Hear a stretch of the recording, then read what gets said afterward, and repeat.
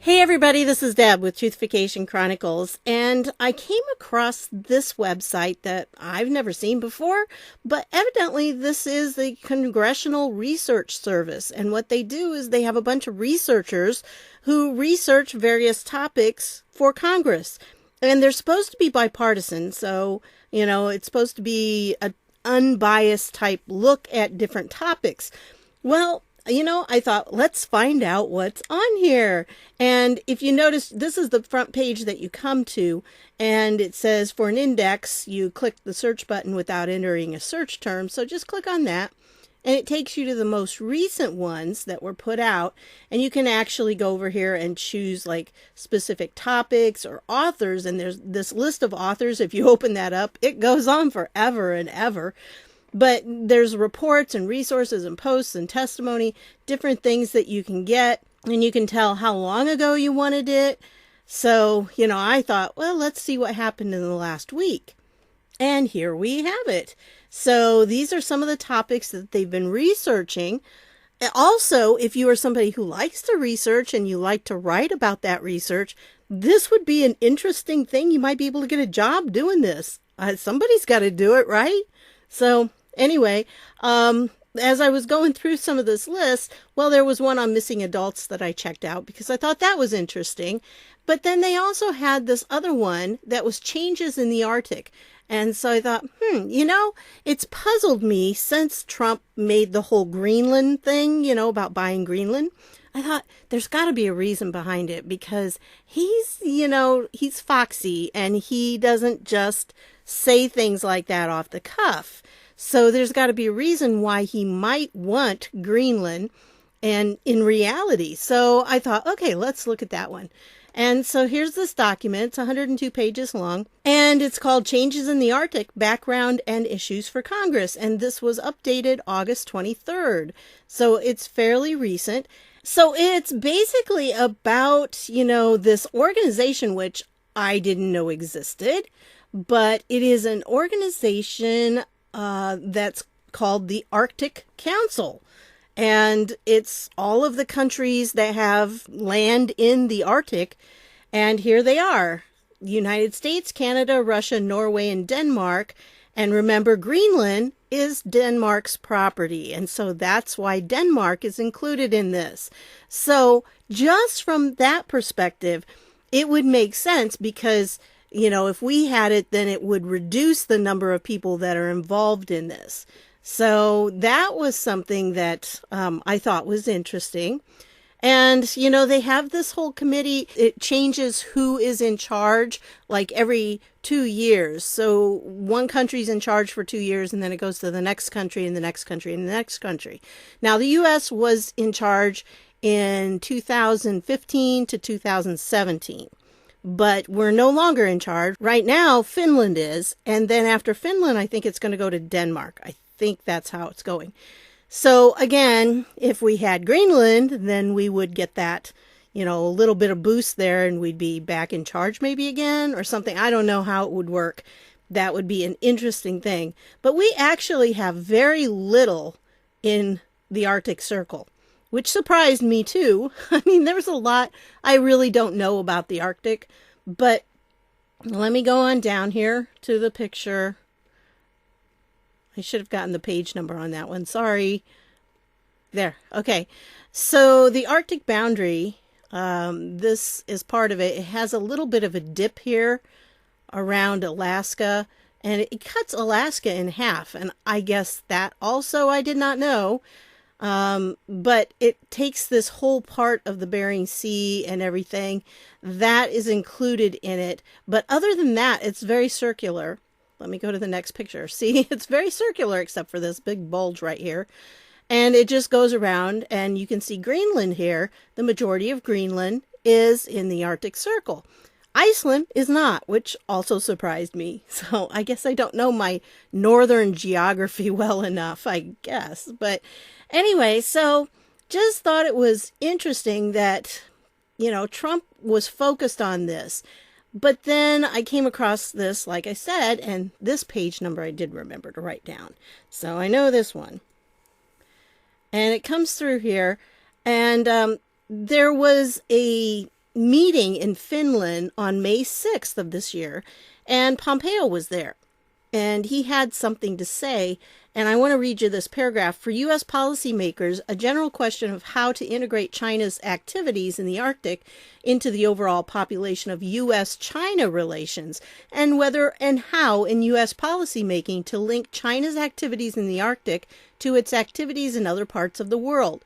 One specific question concerns potential areas for U.S.-Chinese cooperation in the Arctic. Another specific question could be whether to impose punitive costs on China in the Arctic for unwanted actions that China takes elsewhere. As one potential example of such a cost-imposing action, U.S. policymakers could consider moving to suspend China's observer status on the Arctic Council. Because you see, they have just those few that actually own land in the Arctic Circle. Those are the ones that are part of the council. But then other major countries are considered observers. And so they can be there at the meetings, I guess, and they can probably speak up, but they really don't have any voting power or anything like that. It's just the ones that actually own land within that circle. So it says they might suspend that as a punitive cost-imposing measure for unwanted Chinese actions in the South China Sea. As mentioned earlier, in a May 6, 2019 speech in Finland, Secretary of State Pompeo stated, and I'm going to play the clip on this for you so you can hear it. The United States is a believer in free markets. We know from experience that free and fair competition, open by the rule of law, produces the best outcomes. But all the parties in the marketplace have to play by those same rules. Those who violate those rules should lose their rights to participate in that marketplace. Respect and transparency are the price of admission. And let's talk about China for a moment.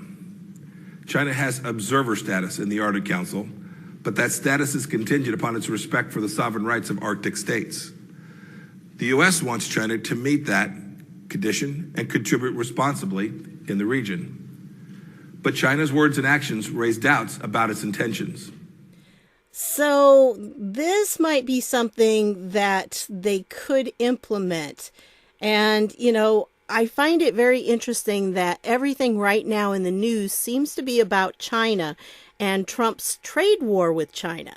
So I can't help but wonder if when Trump was talking about Greenland, was he using that as a way to leverage China? You got to wonder. The guy thinks like that. The connection is obvious. And so not only China, but, there's a lot of Russia up there too. And so that's another issue that could pose a problem. And especially with China, it says here, in February 2019, it was reported that the United States in 2018 had urged Denmark to finance airports that China had offered to build in Greenland, so as to counter China's attempts to increase its presence and influence there. In May 2019, the State Department announced plans for establishing a permanent diplomatic presence in Greenland. Some observers argue that a desire to preclude China or Russia from increasing its presence and influence in Greenland may have been one of the reasons why President Trump in August 2019 expressed an interest in the idea of buying Greenland from Denmark.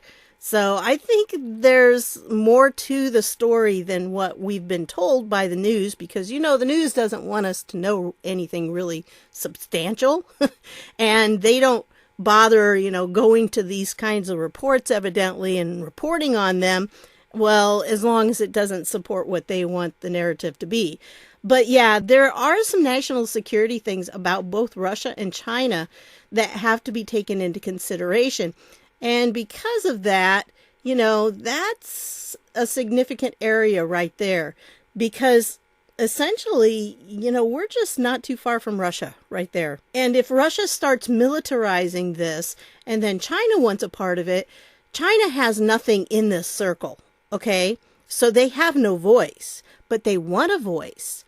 And that's why it's very possible that they're establishing things in Greenland so that, eventually they can claim to have a voice in this council and what's going on in this area. So I wanted to share that with you. I know it's nothing earth-shattering, but so there are a lot of things actually in this document because this is the table of contents here, and you'll see that they have several different articles having to do with the Arctic Circle and the U.S. identity as an Arctic nation, the U.S. Arctic research, and there's the Research and Policy Act, ARPA, of 1984, that they really are referring to there. And here are policy documents relating to the Arctic and, national security strategy document. I think that's really interesting. That's from December of 2017. So that would have been something implemented by Trump's administration, national security strategy document. Very interesting. And so, you can read the whole thing. The link will be down below just as usual. Collective goals, even when well-intentioned, are not always the answer. They are rendered meaningless, even counterproductive, as soon as one nation fails to comply. Regardless of whether a goal is in place, the United States strives to operate with honesty and transparency. Though we are not signing on to the collective goal for reduction of black carbon, America nonetheless recently reported the largest reduction in black carbon emissions by any Arctic Council state. One of the things, too, that Pompeo points out, and I have the link to his full speech down below, and there's also a 1-minute clip that I thought was kind of interesting that was put out by the Department of State. So I'll put the link to that down below, too. I just think that Pompeo was pointing this out, that there are a lot of mineral resources, gas, oil, these kinds of things are huge resources up there. And so I think possibly that another reason for Trump wanting to get Greenland is to give them a bigger say there so that these things might be able to be accessed. Trump also wants to balance things out. I mean, he's not all about developing these things, but he also wants to make sure that the environment is taken care of. In the short clip, Pompeo specifically says that even though we're not going to sign on to this black carbon agreement that y'all are putting out there, we still are going to be doing things to lower the black carbon emissions. So it's not a matter of us not wanting to take care of the environment. It's just signing on to these things is really nonsensical because we end up getting punished because other people are not following through on it. And that's what happened with the Paris Accord, because you had this Paris Climate Accord where all these nations signed on to it, but we were like the main ones doing anything about it. And our emissions were significantly less than what China's putting out. So really, the country that needs to be involved in this is China, and China will sign these things, but then they don't do anything about it. So, it's one of those things. That's why he pointed that out in that short little clip. But the fisheries also, that was another part, and dealing with the indigenous people. There's just a lot in this little document, and I was really surprised to read several things. But down here especially, they have a whole section near the end that's about the military forces and operations and how they've stepped things up. The Navy and the Coast Guard in general have stepped things up in that region, that they're repairing some of their ships, and Trump's administration has definitely beefed things up there. So we have a better military presence there, much larger and stronger. And I think he just sees it as a place that needs to be protected.